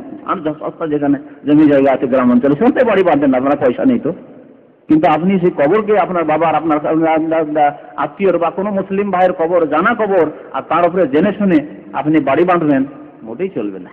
ওলা তাজলিসু আলাইহি, ওর উপরে বসা যাবে না। যখন বসা যাবে না তাহলে স্থায়ীভাবে বসবাসের জন্য কি করে আপনি ঘর বানাবেন কবরের উপর? জায়েজ নয় মোটে। দলিল পেয়ে গেলেন। আব্দুল্লাহ বিন আমর রাদিয়াল্লাহু তাআলা বলেছেন 7 নম্বর হাদিস, নাহা রাসূলুল্লাহ সাল্লাল্লাহু আলাইহি ওয়াসাল্লাম আনিস সালাতি ফিল মাকবারাহ, কবরস্থানে নবী করিম সাল্লাল্লাহু আলাইহি ওয়াসাল্লাম সালাত আদায় করতে নিষেধ করেছেন। কবরস্থানে যেখানে কবর রয়েছে সেখানে নামাজ পড়তে নিষেধ করেছেন। কবরস্থান মানে এই না যেটা কবরস্থান গোরস্থান বলে ঘোষণা করা হয়েছে, বরং যেখানে কবরস্থান মানে যেখানে কবর রয়েছে। যেই মসজিদে তাহলে কবর আছে ওই মসজিদে নামাজ পড়া যাবে, এই হাদিসের আলোকে বলেন নামাজ পড়া যাবে না। যদিও সামনে না থাকে, কবর সামনে নেই কিন্তু মসজিদের মধ্যে রয়েছে, বাউন্ডারির মধ্যে রয়েছে, মসজিদের বাইরে নয়। মসজিদের বাউন্ডারির বাইরে থাকলে সেটা আলাদা কথা, কিন্তু মসজিদের ভিতরে বারান্দাতে সাইডে রয়েছে অথবা পিছন দিকে রয়েছে আর চারিদিকে নামাজ হচ্ছে বা 2 দিকে 3 দিকে নামাজ হচ্ছে, কবরকে পাশে নিয়ে নামাজ পড়া হচ্ছে সেই মসজিদে না। নবী সাল্লাল্লাহু আলাইহি ওয়াসাল্লাম বলছেন মাকবারাতে, অর্থাৎ কবরস্থানে যেখানে কবর রয়েছে সেখানে নবী করিম সাল্লাল্লাহু আলাইহি ওয়াসাল্লাম নামাজ পড়তে নিষেধ করেছেন। আব্দুল্লাহ বিন আমর ইবনে আস রাদিয়াল্লাহু তাআলা আনহু হাদিস বর্ণনা করেছেন। এই হাদিস রয়েছে আবু হাতিমের হাদিসের কিতাবে। আরো হাদিস রয়েছে আবু হাতিমের সহিহ আবু হাতিমে আনাস রাদিয়াল্লাহু তাআলা আনহু থেকে, আন্নান নবী সাল্লাল্লাহু আলাইহি ওয়াসাল্লাম নাহা আন ইউসাল্লা বাইনাল কুবুর, কবরের মাঝে নামাজ পড়তে নিষেধ করে। চারিদিকে কবর আছে, মধ্যখানে একটু ফাঁকা জায়গা আছে নামাজ পড়ছেন, তাও নিষেধ করেছেন। নাহা আন ইউসাল্লা বাইনাল কুবুর। 9 নম্বরের হাদিস আবু সাঈদ খুদরি রাদিয়াল্লাহু তাআলা আনহু বর্ণনা করেছেন, আন্নান নবী সাল্লাল্লাহু আলাইহি ওয়াসাল্লাম আল আরযু কুল্লুহা মসজিদুন ইল্লাল মাকবারা ওয়াল হাম্মাম, সমস্ত জমিনের সমস্ত অংশে নামাজ পড়তে পারো ইল্লাল মাকবারা, কবরস্থান ছাড়া এবং হাম্মাম ছাড়া। হাম্মাম মানে টয়লেট বলছেন কেউ, পায়খানাতে কে নামাজ পড়ে? পুরোনো জামানায় হাম্মাম বলা হয়তো গোসলখানাকে। হাম্মাম আসলে হামিম বলা হয় গরম পানিকে, হামিম বলা হয় গরম পানিকে, ওই হামিম গরম পানি থেকে হাম্মাম। আর পুরোনো জামানায় শীতকালে সাধারণত গরম, আমরা দেখেছি গ্রামাঞ্চলে এখন পর্যন্ত মানুষ গরম করে, ঠান্ডা পানিকে গরম করে গোসল করে। তো আগের জামানায় যে হাম্মামগুলি তৈরি হতো, নবী সাল্লাল্লাহু আলাইহি ওয়াসাল্লামের জামানায় তো হাম্মাম ছিল, যখন সাহাবারা গেলেন শাম দেশে দেখলেন ওখানে কিছু হাম্মাম তৈরি আছে, কিন্তু এমন হাম্মাম যে হাম্মাম হাউজের মতো করা আছে। আর তারা তো কাফের মুশরিক ছিল, তো কাফের মুশরিকের জামানায় তারা সেখানে মহিলাও ঢুকছে, পুরুষও ঢুকছে আর গোসল করছে। এইরকম জায়গা হাউজ আছে, পানি নিচ্ছে, গোসল করছে ওখান থেকে। এই হাম্মামে যে হাউজে পানি রাখা হতো তো গরম করে রাখা হতো, গরম পানি রাখা হতো, আর সেখানে লোকেরা গোসল করত। এই জন্য হাম্মাম নাম পড়েছে, গরম পানি দিয়ে যে গোসল হয়।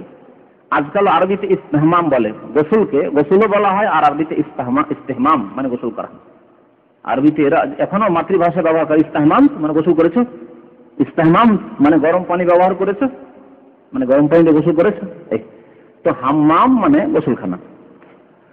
আর আজকালকার এই বাথরুমগুলিকে হাম্মাম এই জন্য বলা হচ্ছে যে এখানে গোসলের ব্যবস্থা আছে, পেশাব পায়খানার ব্যবস্থা আছে আর গোসলের ব্যবস্থা আছে, একে হাম্মাম বলা যেতে পারে। আর শুধু যদি পায়খানার ব্যবস্থা থাকে, গোসলের ব্যবস্থা না থাকে, তাহলে সেটা হাম্মাম নাই। হ্যাঁ, মিরহাজ, সেটা হাম্মাম নাই। মিরহাজ আছে, একাধিক আরবি থাকতে পারে, আজকাল দাওরাতুল মিয়া এরা লিখছে। তো যাই হোক, আল আরযু কুল্লুহা মসজিদ, সমস্ত জায়গায় নামাজ পড়তে পারেন কবরস্থান ছাড়া আর হাম্মাম ছাড়া। মুসনাদ আহমদের হাদিস, তাহলে কবরস্থানে নামাজ পড়া যাবে না। হাদিসটি রয়েছে নাসাই, তিরমিজি, ইবনে মাজাহ, আবু দাউদ, এগুলোতে রয়েছে, ইবনে হিব্বানে রয়েছে। হযরত আলী রাদিয়াল্লাহু তাআলা আনহু একটি হাদিস শুনুন, আবু দাউদে রয়েছে হাদিসটি। হযরত আলী রাদিয়াল্লাহু আনহু বলছেন, কাল ইন্না খালিলি নাহানি আন উসাল্লিয়া ফিল মাকবারাহ।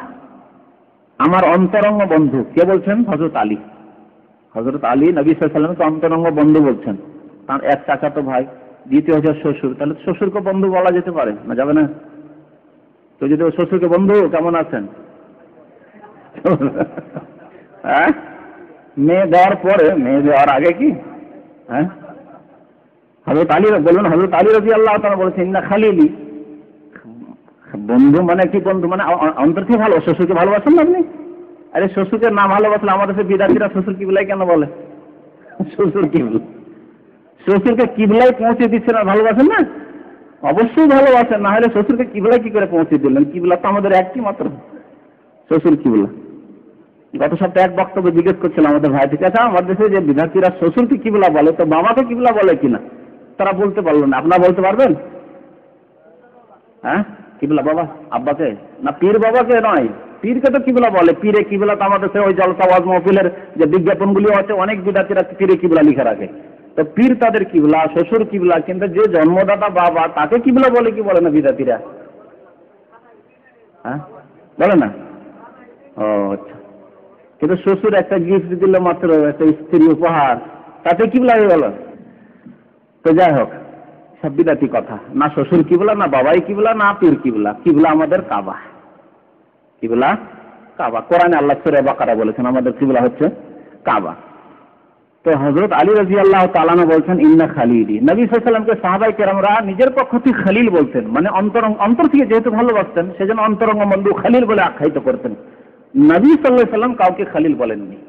আজকে জুমার খুতবায় যে বলছিলাম ওই হাদিসটি, যেহেতু নবী সাল্লাল্লাহু আলাইহি ওয়াসাল্লামকে আল্লাহ খলিল নির্বাচিত করেছেন, সেজন্য নবী সাল্লাল্লাহু আলাইহি ওয়াসাল্লামের পক্ষ থেকে কাউকে খলিল তিনি বলেননি। কিন্তু অন্যরা সবাই নবী সাল্লাল্লাহু আলাইহি ওয়াসাল্লামকে খলিল বলতেন। আবু হুরায়রা বলছেন, আওসানি খলিলি বিসালাত। আরেকটি হাদিস আছে, হযরত আবু হুরায়রা বলছেন, আমাকে আমার খলিল অন্তরঙ্গ বন্ধু রাসূলুল্লাহ সাল্লাল্লাহু আলাইহি ওয়াসাল্লাম তিনটি জিনিসের উপদেশ দিয়েছেন। তিনটি জিনিসের উপদেশ দিয়েছেন।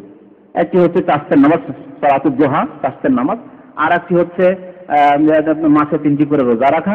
আর আরেকটি হচ্ছে যে বেতর পড়ে যাতে আমি ঘুমাই, বেতর পড়ে ঘুমাতে বিশেষভাবে আবু হুরায়রা উপদেশ দিয়েছেন। হয়তো দুর্বল মানুষ ছিলেন আর ঘুম একটু বেশি, নবী সাল্লাল্লাহু আলাইহি ওয়াসাল্লাম লোক দেখে বলতেন, একটি লোক বেশ মাশাআল্লাহ জাগতে পারবে, ঘুম হালকা, তাকে বলতেন তুমি তাহাজ্জুদ পড়ো। আর একটি লোক এমনি দুর্বল মানুষ, অসুস্থ মানুষ, একে যদি তাহাজ্জুদ পড়তে দিলে আরো অসুস্থ হয়ে পড়বে, তার রুজি রোজগারই করতে পারবে না। আমার একসঙ্গে ছিল ক্লাসমেট, তো তাহাজ্জুদ পড়তো আর সকালবেলা ক্লাসে আসতে ঘুম, চোখ বন্ধই থাকতো তার ক্লাসে। আমরা জাগিয়ে জাগিয়ে উঠাতাম, মাঝে মাঝে উস্তাদ দেখতে ধাক্কা দিয়ে উঠাতাম। তো যদি ক্লাসে ঘুমাইতে হচ্ছে ফরজ, একটা ছাত্রের জন্য ফরজ কাজ হচ্ছে তারা ক্লাস শোনা। ক্লাসে ঘুমাচ্ছে আর রাত্রে তাহাজ্জুদ পড়ছে, কি সওয়াবের কাজ হলো? মোটেই না। ওইরকম আপনার সারাদিন যদি ভারী ডিউটি থাকে আর এদিকে আপনি তাহাজ্জুদ পড়েন ঘন্টা 2 রাত্রে, আর ডিউটি করতে পারছেন না, আর গালাগালি করছে আপনাকে আপনার মালিক, বা আপনি নিজের দায়িত্ব পালন করতে পারছেন না, গুনাহগার হবেন আপনি। যেহেতু আপনি বেতন নিচ্ছেন, ফরজ কাজ, আর আপনার নফল কাজ, আপনি নফল পারলে করেন, না হলে করেন না। আবু হুরায়রাকে নবী সাল্লাল্লাহু আলাইহি ওয়াসাল্লাম বলেছেন যে বেতনটা পড়ে ঘুমাবে, তুমি বেতনটা পড়ে ঘুমিয়ে যাবে। তো এরকম দুর্বল মানুষ যারা যে বেতন ছুটে যাবে, যদি বেশি আকাঙ্ক্ষা করেন যে তাহাজ্জুদ পড়বো, তো তাহাজ্জুদও পড়তে পারলেন, আর বেতর হয়ে গেল, ফজর হয়ে গেল। তো এইরকম লোকদের জন্য নবী সাল্লাল্লাহু আলাইহি ওয়াসাল্লাম বলেছেন যে বেতন পড়ে ঘুমাবে, এসার নামাজে বেতনটা পড়ে নাও, তারপর শুয়ে যাও, অথবা ঘুমাবার পরে বেতনটা পড়ে নাও, তারপর শুয়ে যাও। তো খালিল সাহাবায়ে কেরামরা নবী সাল্লাল্লাহু আলাইহি ওয়াসাল্লাম বলতেন, কিন্তু নবী সাল্লাল্লাহু আলাইহি ওয়াসাল্লাম আল্লাহ তাআলা কাউকে খালিল বলেননি, যেমন হাদিস রয়েছে। আন ওয়াসাল্লিয়া ফিল মাকবারা, কবরস্থানে নামাজ পড়তে আমার খালিল নিষেধ করেছেন, হযরত আলী বলছেন রাদিয়াল্লাহু তাআলা। ওয়া নাহানি, আমাকে নিষেধ করে আন ওয়াসাল্লিয়া ফি আরদে বাবিল, বাবুল শহরে। বাবুল শহর কোথায় রয়েছে? বাবুলকে ব্যাবিলন বলা হয়, ইরাকে। তো বাবেল শহরে নামাজ পড়তে নবী করিম সাল্লাল্লাহু আলাইহি ওয়াসাল্লাম আমাকে নিষেধ করেছেন যে হযরত আলী তুমি যদি কোনোদিন ইরাকে যাও, আর হযরত আলী রাদিয়াল্লাহু তাআলা তার জামানে ইরাকে চলে গেছেন, কুফায় চলে গেছিল রাজধানী সেই জামানায়, দারুল খেলাফা। তো হযরত আলী রাদিয়াল্লাহু তাআলা নবী সাল্লাল্লাহু বলেছেন কোনোদিন যদি তুমি ইরাকে যাও তো বাবেলে পদার্পণ করলে সেখানে নামাজ পড়বে না। কেন নিষেধ করেছিলেন? এই বাবেলে আল্লাহর, এই বাবেল যেটা প্রাচীন বাবেল শহর, সেখানে আল্লাহর গজব এসেছিল। তো গজবের জায়গায় অবস্থান করতে, ইবাদত করতে, নামাজ পড়তে নিষেধ করা হয়েছে। তো এই হচ্ছে আবু দাউদের হাদিস। এই হাদিস দ্বারা জানলাম যে কবরস্থানে নামাজ পড়া নিষেধ। হযরত আলীকেও নবী করিম সাল্লাল্লাহু আলাইহি ওয়াসাল্লাম নিষেধ করেছেন। বুখারীর একটি হাদিস শুনেন, বুখারীতে রয়েছে এবং মুসলিমে রয়েছে হাদিসটি, এবং বুখারীতে 1, 2, 3, 4, 5, 6 জায়গায় রয়েছে হাদিসটি। 6 জায়গায় হাদিস রয়েছে, এত প্রসিদ্ধ হাদিস মুসলিমে রয়েছে। মা আয়েশা রাদিয়াল্লাহু তাআলা আনহা বর্ণনা করেছেন, قالت لما نزل برسول الله صلى الله عليه وسلم, নবী করিম সাল্লাল্লাহু আলাইহি সাল্লামের যখন ইন্তেকালের মুহূর্ত ঘনিয়ে আসলো, মওত আসলো, তাফাকা ইয়াতরাহু খামিসাতান লাহু আলা ওয়াজহিহি, নবী সাল্লাল্লাহু আলাইহি সাল্লাম একবার করে চাদরটি নিতেন আর মুখটিকে ঢেকে নিতেন। মানুষ যখন কষ্ট বোধ করে অসুস্থ অবস্থায় তখন ছটফট করতে থাকে, তাই না? আর ছটফট করলে এক অবস্থায় থাকতে পারে না, একবার একরকম করছে তাতে হয়তো শান্তি হবে, শান্তি হচ্ছে না তখন আরেক রকম করছে, হ্যাঁ তাই না?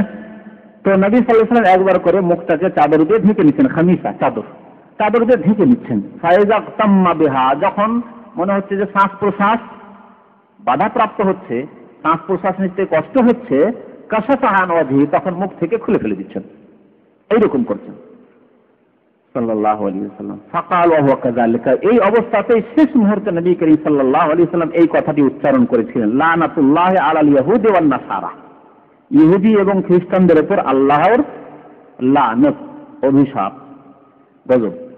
ইত্তাখাযু কুবুর আমবিয়াহিম মাসাজিদা, কারণ বর্ণনা করে দেওয়া হয়েছে কেন ইহুদি এবং খ্রিস্টান, এখানে খ্রিস্টানদের কথা বলা হয়েছে। প্রথম হাদিসটিতে শুধু ইহুদিদের কথা বলা হয়েছে, খ্রিস্টানরাও যেহেতু এই শিরক করেছে, মসজিদে পরিণত করেছে তাদের নবীদের কবরগুলিকে, শিরকের আড্ডা বানিয়েছে, সুতরাং তাদের উপর আল্লাহর লানত, লানাতুল্লাহি আলাল ইয়াহুদ ওয়ান নাসারা ইত্তাখাযু কুবুর আমবিয়াহিম মাসাজিদ, তাদের নবীদের কবরগুলিকে তারা সিজদার স্থানে পরিণত করেছিল।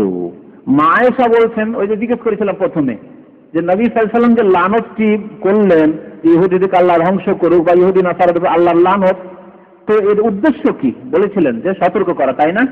মা আয়েশা এই কথাটি উপলব্ধি করেছিলেন, তাই তিনি বলছেন ইউহাযিরু মা সানাউ, নবী করিম সাল্লাল্লাহু আলাইহি ওয়াসাল্লাম ইহুদি খ্রিস্টানদের আচরণ থেকে সতর্ক করছিলেন, উম্মতদেরকে শেষ মুহূর্তে, জীবনের শেষ সময়ে সতর্ক করছিলেন।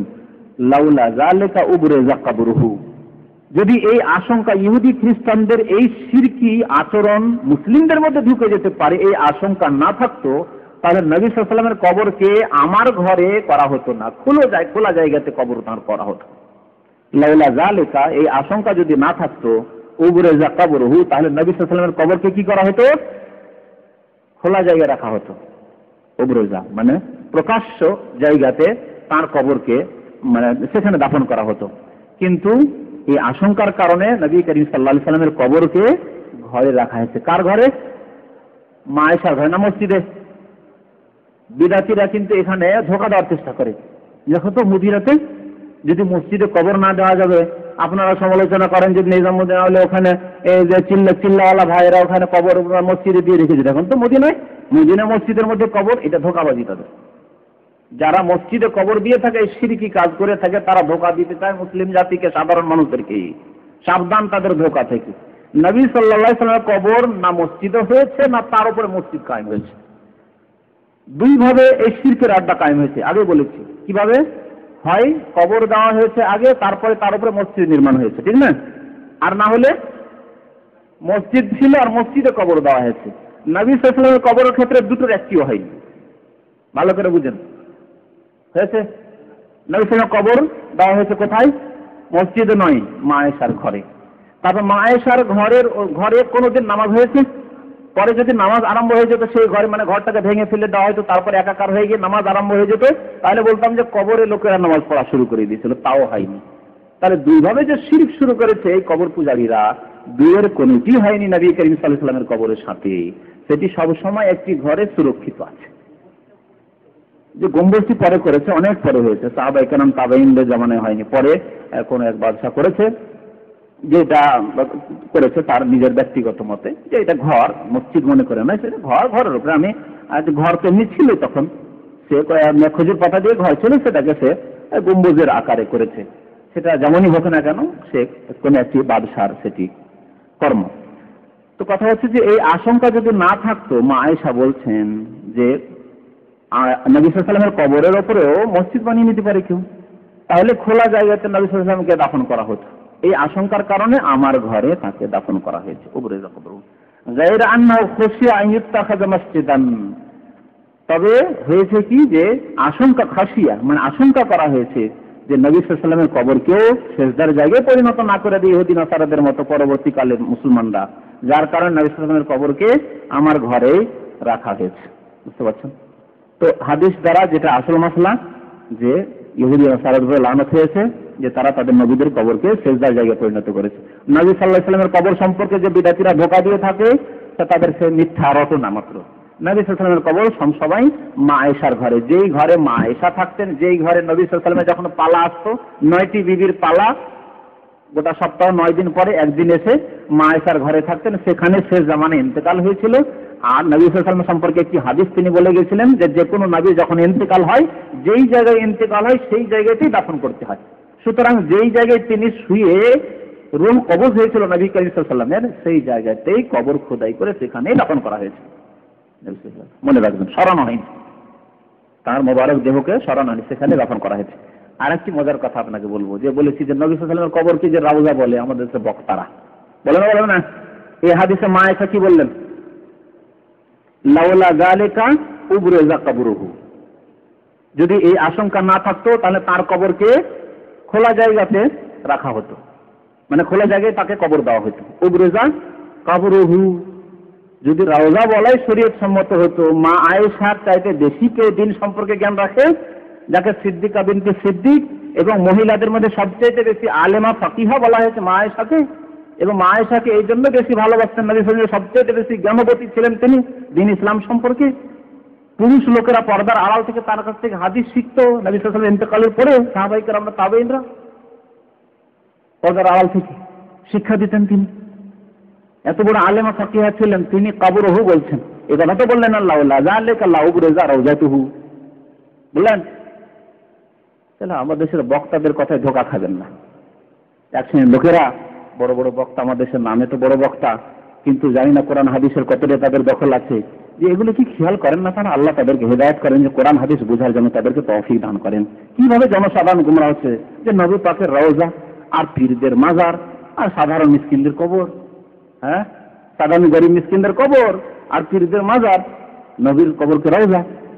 আর বেয়াদবি যদি হইতো, তা মা আয়েশা রাদিয়াল্লাহু তাআলা আনহার চাইতে বেশি আদব কে জানে? হ্যাঁ, তার চাইতে বেশি আদব শিখেছেন যে নবীর কবরকে যদি কবর বলি তো বেয়াদবি হয়ে যাবে। মা আয়েশা রাদিয়াল্লাহু তাআলা বলছেন যে লাউলা যালিকা লাউবরিজা কবরুহু। আর একটি হাদিস দিয়ে শেষ করি, 13 নম্বরে জুনদুব রাদিয়াল্লাহু তাআলা আনহু হাদিসটি বর্ণনা করেছেন, সামিআতুন নবী সাল্লাল্লাহু আলাইহি ওয়াসাল্লাম ক্বাবলা আন ইয়ামুতা বি50, নবী করিম সাল্লাল্লাহু আলাইহি ওয়াসাল্লামের ইন্তেকালের মাত্র 5 দিন পূর্বে কথা শুনেছি। শেষ যুগে মানুষ গুরুত্বপূর্ণ কথাগুলি আপনজনদেরকে বলে, ঠিক না? শেষ জীবনে যদি মানুষ অসুস্থ হয় আর নিরাশ হয়ে পড়ে যে আর বাঁচবো না, তখন যা কিছু বলার, কারো কাছে ধার করে, কারো কাছে পাবে, কেউ তার কাছে পাবে, যেগুলো মানুষকে বলে ফেলে যা কিছু বলার।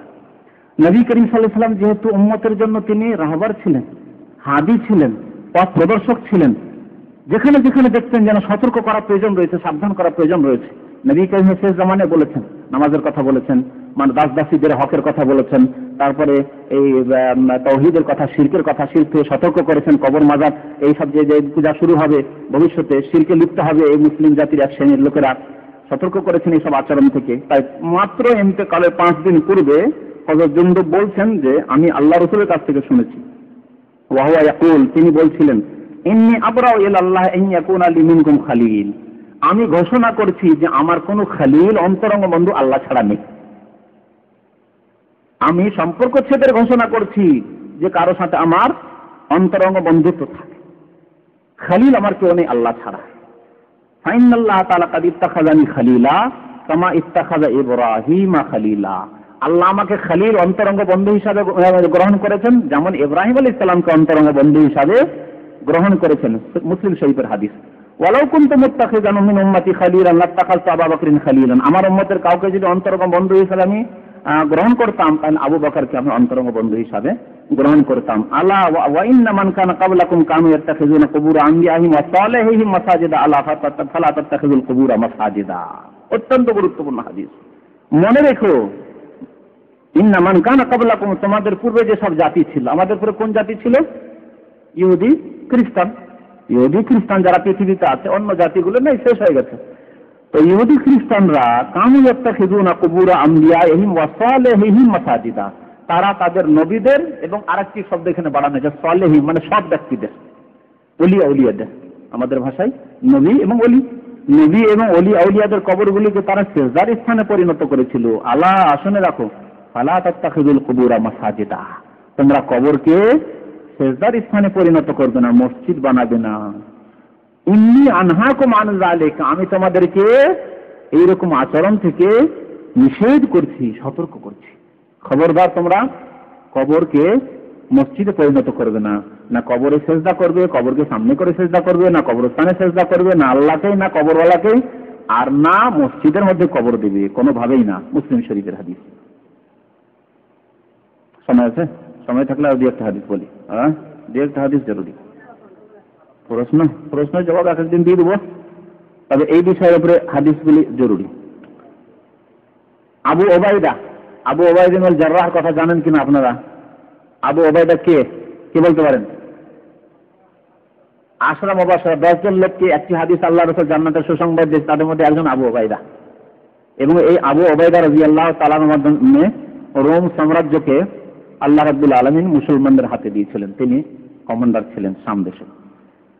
তো আবু ওবায়দা ইবনুল জাররাহ বর্ণনা করেছেন, কান আখিরু মা তাকাল্লামা বিহি নবিয়ুল্লাহ সাল্লাল্লাহু আলাইহি ওয়াসাল্লাম, গুরুত্বপূর্ণ হাদিসের জন্য বলছি, শেষ কথা যে নবী সাল্লাল্লাহু আলাইহি ওয়াসাল্লাম উচ্চারণ করেছিলেন মৃত্যু সজ্জায়, নবী করিম সাল্লাল্লাহু আলাইহি ওয়াসাল্লাম যে শেষ কথা, আখিরু মা তাকাল্লামা, যে কথাটি বলেছিলেন শেষ জামানায়, কি বলেছেন? আন আখরাজু ইয়াহুদাল হিজাজ মিন জাজিরাতিল আরব, ইহুদিদেরকে আরব দ্বীপ থেকে, জাজিরা মানে দ্বীপ, আরব দ্বীপ থেকে, দ্বীপ উপদ্বীপকে অনেক সময় দ্বীপ বলা হয়, যদিও আরবটা উপদ্বীপ, তিন দিকে পানি, একদিক স্থল, কিন্তু জাজিরায় আরব বলা হয় অধিকাংশ দিকে পানি থাকার কারণে। তো জাজিরায় আরব থেকে মানে আরব দ্বীপ থেকে ইহুদিদেরকে তোমরা, এবং হেজাজ থেকে অর্থাৎ মক্কা মদিনার আশপাশ থেকে ইহুদিদেরকে তোমরা নির্বাসিত করে দেবে, বের করে দেবে।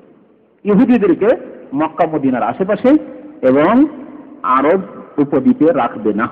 এটি ছিল নবী সাল্লাল্লাহু আলাইহি ওয়াসাল্লামের উপদেশ, একটি সতর্ক, সাবধান, এরা বাইরের শত্রু, কাছে থাকলে যখন তখন ক্ষতি করার চেষ্টা করবে। নবী করিম সাল্লাল্লাহু আলাইহি ওয়াসাল্লাম এই জন্য এই উপদেশ দিয়েছিলেন। এই যে ষড়যন্ত্রগুলি হচ্ছে, পিছনে কাফেরের শক্তি আছে, যা কিছু হচ্ছে মনে রাখবেন, যে ডিস্টার্ব গুলো হচ্ছে না, এগুলির পিছনে কাফের শক্তি আছে, ইহুদিদের শক্তি আছে। ইহুদিদেরকে বা খ্রিস্টানদেরকে, আল্লাহর শত্রুদেরকে যে কোনো জায়গায় রাখা মানে এরা মুসলিমদের ক্ষতি সাধনের চেষ্টা করবে, এদের রগে রগে এই কথা ঢোকানো রয়েছে। নবী সাল্লাল্লাহু আলাইহি ওয়াসাল্লাম এই জন্য সতর্ক করেছেন যে ইহুদিদেরকে, বিশেষ করে ইহুদিদেরকে হেজাজ থেকে, অর্থাৎ হেজাজ মক্কা মদিনার এলাকাকে বলা হয়, আর জাজিরা আরব থেকে বের করে দিবে। ওয়ালামু, আর জেনে রাখো, আন্না শিরার আন্নাস আল্লাযিনা ইয়াত্তাখিযুনাল কুবুরা মাসাজিদা, সবচেয়ে নিকৃষ্টতম ব্যক্তি তারা, মানুষ তারা, যারা কবরকে মসজিদে পরিণত করে বা কবরের উপর মসজিদ নির্মাণ করে, কবরে গিয়ে সিজদা করে। মুসনাদ আহমদের হাদিস, দারমির হাদিস। হযরত আবু হুরায়রা রাদিয়াল্লাহু তাআলা আনহু বলছেন যে নবী করিম সাল্লাল্লাহু আলাইহি ওয়াসাল্লাম দোয়া করতেন। নবী সাল্লাল্লাহু আলাইহি ওয়াসাল্লাম একটি দোয়া ছিল এই কবর সম্পর্কে, আল্লাহুম্মা লা তাজআল কবরি ওয়াসানা, হে আল্লাহ আমার কবরকে প্রতিমায় পরিণত করিও না। প্রতিমার যেমন পূজা করেছে মুশরিকরা, নূহ আলাইহিস সালামের জামানার মুশরিকরা, আরবের মক্কার মুশরিকরা 1400 বছর আগে, হিন্দুরা হাজার হাজার বছর থেকে দেবী দেবতার পূজা করে আসে, পুতুল প্রতিমার পূজা করে আসছে।